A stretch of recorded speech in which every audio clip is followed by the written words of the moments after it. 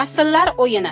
Bu o'yin tayanch harakati tizimida harakat koordinatsiyasi cheklangan, gemiparez, bolalar serebral falaji sindromi asoratlari saqlangan, maktabgacha 5-7 yoshli bolalar uchun mo'ljallangan bo'lib, o'yin bolaning jismoniy rivojlanishi uchun sog'lomlashtiruvchi o'yin turi hisoblanadi.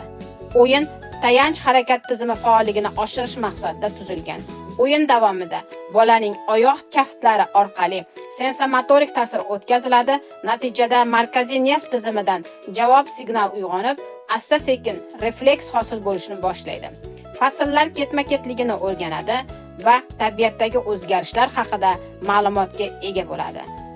O'yin yakunida bola ranglar uyg'unligi haqida tushunchaga ega bo'ladi.